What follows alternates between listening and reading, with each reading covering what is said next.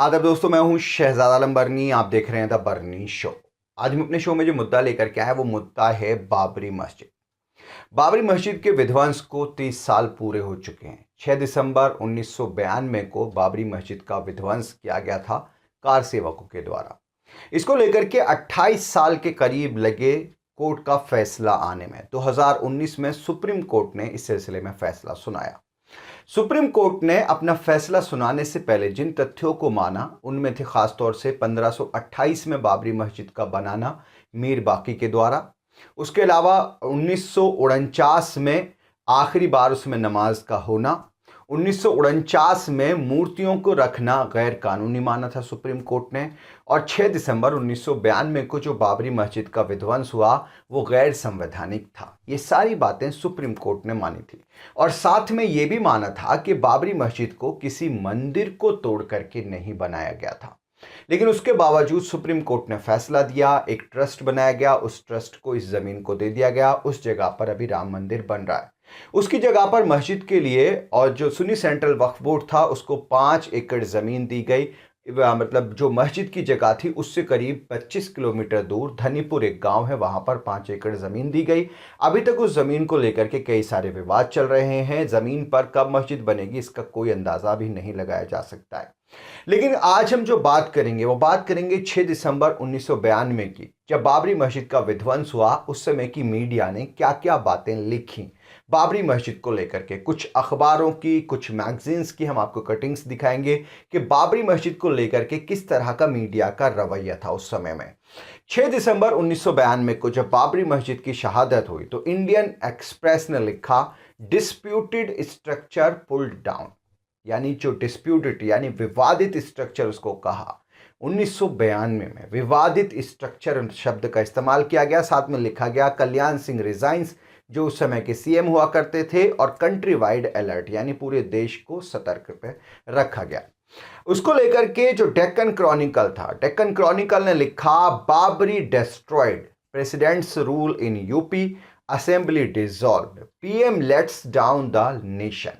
ने लिखा कि बाबरी को खत्म कर दिया गया, नष्ट कर दिया गया है। प्रदेश में राष्ट्रपति शासन लग गया है, असेंबली को डिसॉल्व कर दिया गया है। और प्रधानमंत्री ने, उस समय कांग्रेस की सरकार केंद्र में हुआ करती थी, प्रधानमंत्री ने देश को डूबने दिया। टाइम्स ऑफ इंडिया ने क्या लिखा? टाइम्स ऑफ इंडिया ने लिखा, कार सेवक्स डिस्ट्रॉय बाबरी मस्जिद, presidents rule in UP, assembly dissolved, इमाम अपील्स फॉर पीस। यानी जो इमाम हैं, जो शाही इमाम थे, उन्होंने शांति की अपील की थी। और बाकायदा टाइम्स ऑफ इंडिया ने बाबरी मस्जिद वर्ड का इस्तेमाल किया था और इस्तेमाल किया कि कार सेवकों ने बाबरी मस्जिद को विध्वंस किया। और प्रधानमंत्री ने जो प्रदेश के अंदर है वो राष्ट्रपति शासन लगा दिया गया। लेकिन जो इमाम साहब हैं उन्होंने मुसलमानों से अपील की है कि वो शांति बनाए रखें। इनकलाब डेली ने लिखा, बाबरी मस्जिद शहीद, मुहाफिज दस्तों की मौजूदगी में कार सेवकों ने हमला बोला। मुहाफिज दस्ते मतलब जो सुरक्षा गार्ड वहां पर लगे हुए थे, पैरामिलिट्री फोर्सेस थी, उनकी मौजूदगी में लगातार 5 घंटे तक बाबरी मस्जिद का विध्वंस चला। तब जाकर के बाबरी मस्जिद का वो आलीशान गुंबद गिर पाया था। इंडिया टुडे ने जो फ्रंट निकाला था, अपने जो कवर पेज का जो फ्रंट पेज था, उस पर लिखा था, अयोध्या नेशंस शेम, यानी देश का शर्मनाक करने वाली चीज। इसने लिखा था अयोध्या को। ये कुछ चीजें थी जो उस समय की मीडिया में लिखी गई। यानी कुछ ने इसको डिस्प्यूटेड स्ट्रक्चर लिखा, तो कुछ ने इसको बाबरी मस्जिद लिखा, तो किसी ने लिखा कि गिरा दिया गया, तो किसी ने कहा विध्वंस किया गया।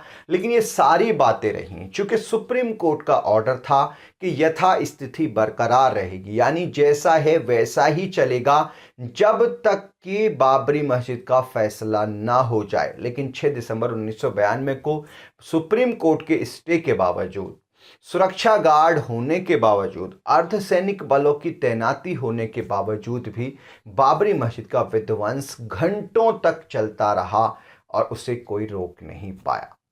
ऐसे में कई सारे सवाल खड़े होते हैं कि क्या वाकई में सिर्फ और सिर्फ जो विध्वंस हुआ था उसकी वजह थी कि जो भी पूरी मशीनरी थी वो कहीं ना कहीं तालमेल में थी। अगर चाहती तो पैरामिलिट्री फोर्सेस उसको रोक सकते थे। चूंकि ये कोई 10-5 मिनट की घटना नहीं थी, पैरामिलिट्री फोर्सेस 5 घंटे तक उसको देखती रही कि कैसे बाबरी मस्जिद का विध्वंस हुआ। इसको लेकर के अलग अलग रिपोर्ट्स हैं, उन रिपोर्ट्स पर चर्चा करेंगे फिर कभी। आज के इस एपिसोड में इतना ही। आपको हमारा एपिसोड कैसा लगा ये जरूर बताएं। वीडियो के नीचे कमेंट बॉक्स है, उस कमेंट बॉक्स में जाएं, जाकर के अपनी राय हमें जरूर बताएं। आज के इस एपिसोड में इतना ही। हमारी आपसे रिक्वेस्ट है, इस वीडियो को शेयर जरूर करें और हमारे चैनल को सब्सक्राइब जरूर करें। और आप हमें सोशल मीडिया पर यानी इंस्टा, ट्विटर और फेसबुक पर फॉलो करने के लिए वीडियो के नीचे जो लिंक्स दिए हुए हैं उन लिंक्स पर जाकर आप हमें सोशल मीडिया पर फॉलो कर सकते हैं। बहुत बहुत शुक्रिया।